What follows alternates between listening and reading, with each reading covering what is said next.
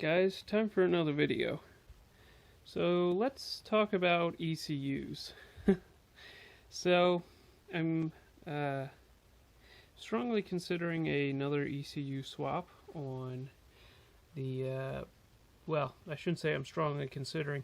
I'm going to do another ECU swap on the Studebaker because this showed up in the mail. So this box here, this is a Speeduino.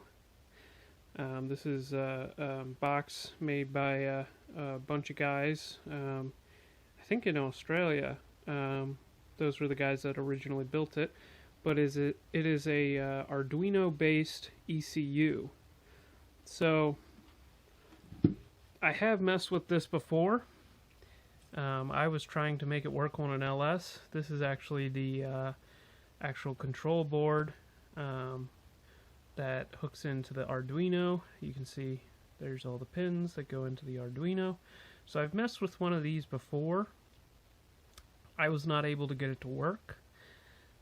I couldn't get it to recognize the crank trigger, and this is the box I used to make that happen. But just to show you, this is actually a I was trying to make a basically an ignition box that uses LS coils and basically picked up on a regular like small block Chevy crank trigger and was able to do full sequential ignition.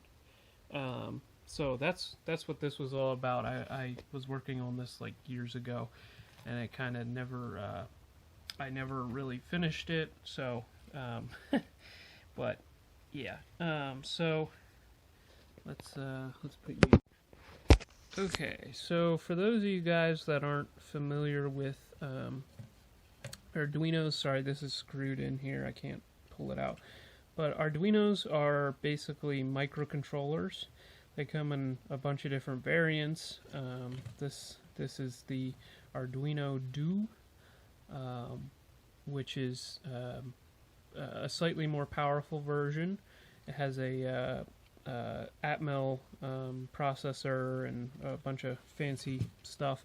It's actually a pretty powerful chip, and a pretty powerful little thing, and I think they're like $30, which is crazy. But so I was playing with it and I wanted to put it on an LS. So what I did was I basically took a stock ECU, this is a stock ECU, and I cut the ECU plug off of the board here, and then I went about soldering to each of the connections. And basically what I was trying to do, excuse the mess here, was I was trying to adapt the Speeduino, which is down here, to all the LS plugs. So it used, basically it would plug and play with a factory ECU. I was never able to get it to recognize the crank trigger. I can't tell you how many times I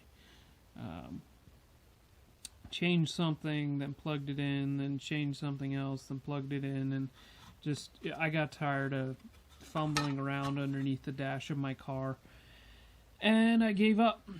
You know, I would have had around $80 in this whole deal, which is pretty doggone good for a aftermarket ECU. But things I really don't like about this Speeduino is this plug right here is just like, why? Like this guy right here. I mean, it goes back to like the early Megasquirt days, when they used printer cables and stuff, which actually, hang on a second. Okay, so it actually goes back. This is a Megasquirt 1. I got a lot of old junk, but yeah, this is a Megasquirt 1. So this is like the OG Mega Squirt, like the first deal that they really put out. So yeah, this ECU connector. This is not an ECU connector. This is a printer cable. It does not belong in a car. I mean, it's better than this because at least this one has like screws and stuff that you can screw in and sort of secure it a little bit. But this I mean, this was the big thing that was a huge turnoff. You know, you can only get like 22 gauge wire into these plugs, and it's just this is not how you do this. And it's just, I mean, that was a big turnoff. It wouldn't surprise me if that was some of my issues. I know guys have gotten this to work with this plug, and you know, they haven't had any issues, but you know, I could not get it to work for the life of me. And this is not much better. This is not an ECU plug. So I am a big fan of these guys. These are micro squirts. In fact, there's a micro squirt installed on the Studebaker right now. They work really well. This is an ECU plug. No. Yes. No. Yes. So this actually weather seals. This, you know, it clips in. It's way more robust. You can actually get a decent wire gauge onto your plugs. So this is way more robust than a printer cable, or maybe that's a DB40. I don't know, whatever they are. So this is what's in the car right now. So going back to, okay, so this showed up in the mail. A gentleman named Dale Follett, he actually developed some really neat a boost controller. Basically, you know, a boost controller is not very complicated. It's basically you send a pulse width to a solenoid, and you know, that pulse width increases the amount of boost that the car makes. So he made that, and I guess his next venture was into the world of Speeduino. So what he did was he sort of refined this into something that's actually more well thought out. I mean, sorry to the guy, if anybody who originally worked on the Speeduino project, you know, if any of you are watching, I'm sorry, but this is way better than that is. So this actually has amp seal connections. This is something you would see on like a Holley Terminator X or any of the Holley products. This is an ECU connector. So yeah, you can see here, you can see the Arduino board. You can actually see it right there, and it still uses the same deal that plugs in on top. You know, this deal here, I had my connection right there. So it's the same thing. He just actually made a circuit board that has real ECU connectors. So what I'm gonna do, so I have a micro squirt in the car, and what I want to do is I want to adapt the Speeduino to the car and kind of see how it works. I'm kind of working with Dale at the moment. We both kind of see this as a very good option for the budget Vortec 4200 swappers. This is a really good option. It has VVT. It's basically a micro squirt, but with a little bit more I/O. It can run full sequential ignition and fuel for a 4-cylinder. Unfortunately, that does not work for a 6-cylinder because not enough I/O. It's also has full idle air control motor control. You can do like a stepper motor if you choose to go that direction. It can't run the drive-by-wire, obviously, but you know, that's not a big deal. Say hello to my cat. That's Hobbs. I'm Calvin. She's Hobbs. She's trying to eat the wires. So yeah, that's why I'm so intrigued by this. So what I want to do, I have the microsquirt installed in the car. I don't really want to disable the car while I convert it, just because, you know, in case I have issues again. So I actually purchased this, which this is another product that EFI Source made. They don't make it anymore. It's a EMS Pro, and this was more marketed towards like a small block Chevy kind of conversion. They don't make it anymore because I don't think they sold very many, but it's like a microsquirt, but a little bit more. It's like the Speeduino of the EFI Source world. It actually has very similar features. I never really put that together until just now.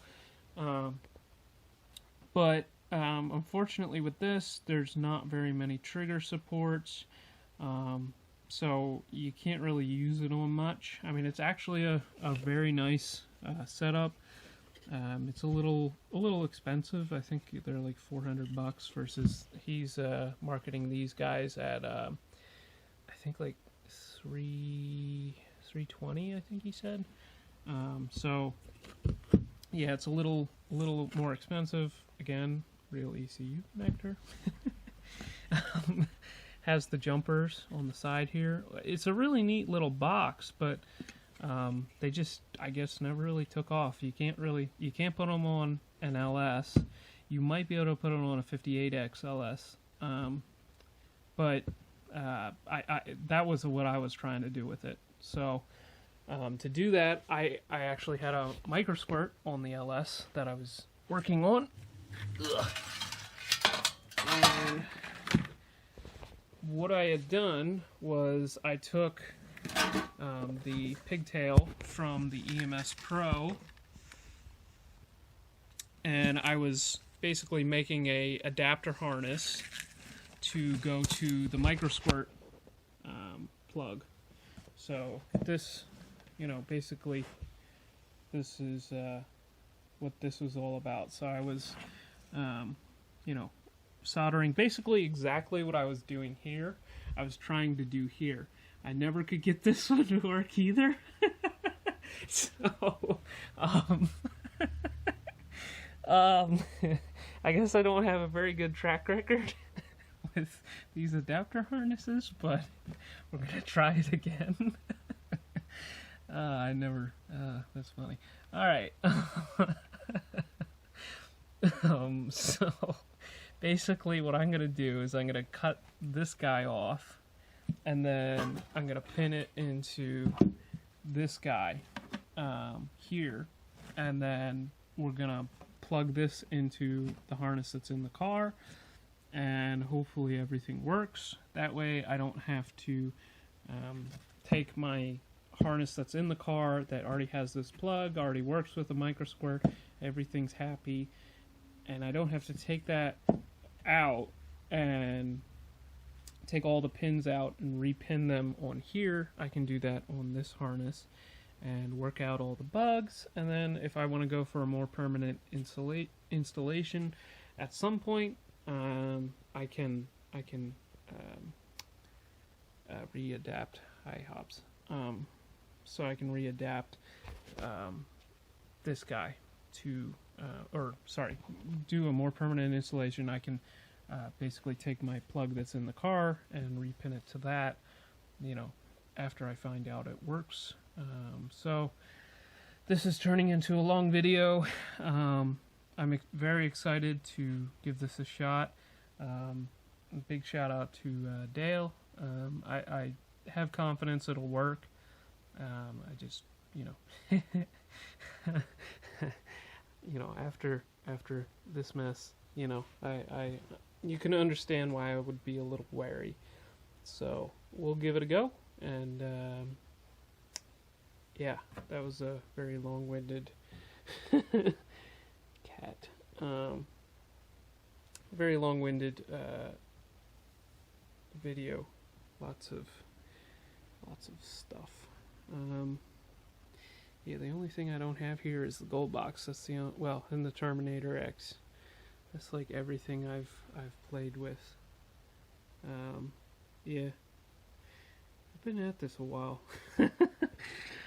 Oh my, you know, Dad has done a lot of stuff to try and support my interests, and I've always been interested in fuel injection, so you know, a lot of this stuff was you know, he purchased for me, and you know, it's becoming very fruitful.